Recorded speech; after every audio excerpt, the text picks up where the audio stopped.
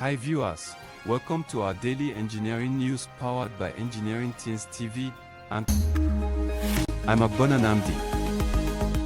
In today's headlines, 4 siblings die in Enugu building collapse, don't cross blue rail track, Lagos warns residents, gully erosion threatens 350 buildings, stadium, cuts federal road in Anambra, Cameroon dam, Benue government to relocate residents living at riverbank, FG to adopt concrete technology in Akio/Ado Ekiti road construction, Umohi.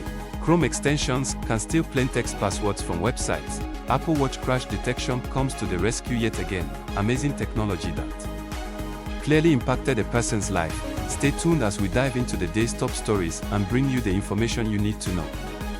Let's get started. 4 siblings die in Enugu building collapse. Tragedy struck in Gemena, a coal camp suburb of the Enugu state metropolis, as 4 children of the same parents were killed in a building collapse. The 44-room apartment located at the Agric quarters in Gemena, coal camp, Enugu North local government area, collapsed on Friday night, it was gathered.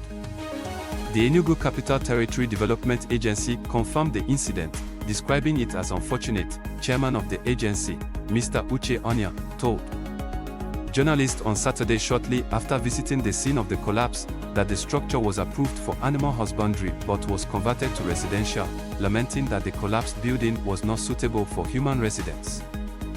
Onya revealed that the structure has 44 rooms. As soon as we got the intelligence, we rushed to the place. 4 children died in the episode. It was danger waiting to happen. The construction was irresponsible. The place should never have been occupied by human beings. Go there and see, he said.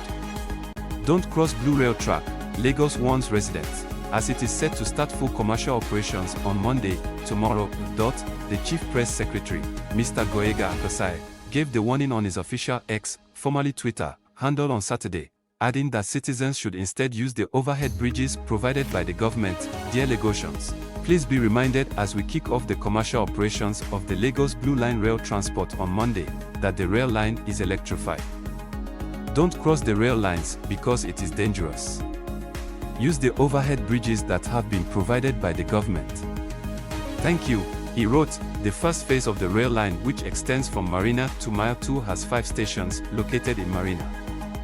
National Theatre, Iganmo, Aleba, and Ora. In a video clip that was posted by the CPS on X, the General Manager of Lagos Metropolitan Area Transport Authority, Abimbola Akinojo, also urged residents to respect the regulations regarding the Blue Rail line in order to avoid very bad situations. Like, share, comment, and subscribe to our channel. Don't forget to turn on the bell icon in order to receive notifications anytime we post new videos. Gully erosion threatens 350 buildings, stadium, cuts federal road in Anambra. A massive erosion on the Oba axis of Onitsha-Owerri Expressway is threatening property running into billions of naira. The gully created by the erosion, which had already cut the Owerri-bound carriageway of the federal highway and is threatening the second lane, is approached a filling station and a nearby hotel. Already, the Anambra government has barricaded the affected part of the road, thereby transferring all the burden to the second lane, which is on the verge of collapse. The popular Rojeni Stadium and Games Village, with about 30,000 seating capacity football pitch, is also at the risk of collapse if urgent measures are not taken to arrest the gully erosion menace. Some residents, who spoke to journalists on Saturday, called on the federal government to urgently step in and address the challenge before it degenerates to ecological disaster area. The way it is, Rojeni is only serving as a protective shield for communities behind us. The gully erosion behind the stadium is growing and may sweep the whole area away soon, he said.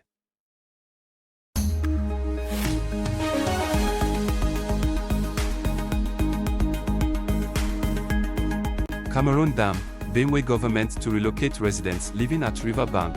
Benue State Commissioner for Water Resources, Environment and Climate, Odo Ogu, has charged people living at the bank of River Benue to move to safer area because of the plans by Cameroon to open Lagdo Dam. Ogu gave this advice during his familiarization visit to the Greater Makurdi Water Works on the bank among other areas shortly after assuming office as commissioner. He stated that in view of warnings from relevant Authorities regarding the impending flood, there is need for residents living within the river banks to relocate to safer areas to avoid being affected by the disaster. Ogu added that the ministry is putting in place strategies that will mitigate the impact of the flood through opening up of drainage channels that have blocked waterways. He said this will allow the free flow of water, adding that government is committed to improving sanitation in the state. It could be recalled that National Emergency Management Agency, NEMA, and other relevant authorities had warned the affected states, including Benue, about the release of water from the Cameroon's Lagdo Dam this year.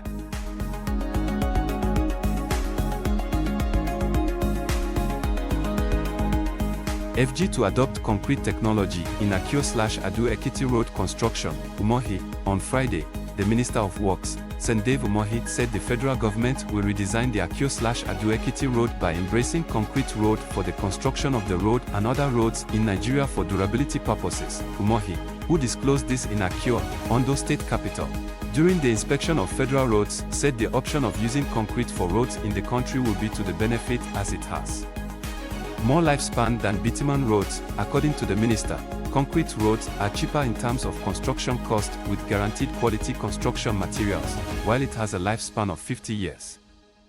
Saying asphalt roads can only last for 15 years, speaking during his visit to the acting governor of Ondo State, Mr. Lucky Adatiwa, while on inspection of federal roads in the southwest region of the country, said that concrete roads had been tested. He said any road construction contract that is still under 20% done would be redesigned to concrete pavement roads. Explaining that the new concrete road construction innovation is low maintenance cost, he said that the importation of bitumen has been putting more pressure on the naira, and with the use of concrete pavement roads, it would be more of local content. Chrome extensions can steal plaintext passwords from websites. A team of researchers from the University of Wisconsin-Madison has uploaded to the Chrome Web Store a proof-of-concept extension that can steal plaintext passwords from a website source code. An examination of the text input fields in web browsers revealed that the coarse-grained permission model underpinning Chrome extensions violates the principles of least privilege and complete mediation. Additionally, the researchers found that numerous websites with millions of visitors, including some Google and Cloudflare portals, store passwords in plain text within the HTML source code of their web pages, allowing extensions to retrieve them.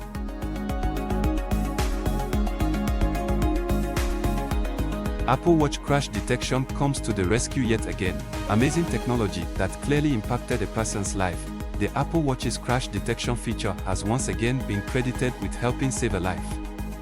This time, first responders in Wisconsin say that the Apple Watch feature kicked in to call 911 and share the user's location after they were involved in a crash on Thursday morning, as detailed by the Kansasville Fire and Rescue Department on Facebook. The crash occurred around 4 a.m. on Thursday. First responders were almost immediately notified of the incident thanks to an automatic call from the driver's Apple Watch. In addition to the automatic 911 call, the Apple Watch also shared the driver's exact location with the rescue crew. The vehicle was located upside down, around 100 feet off the roadway. The driver was breathing but not responsive, prompting first responders to request aid from Flight for Life, a critical care and medical transport service. And that's a wrap for this edition of Engineering News Update. Thank you for joining us today. We'll be back tomorrow with more in-depth coverage of the stories shaping our world. In the meantime, stay informed, stay safe, and have a great day. I'm Ogbonna Namdi, signing off.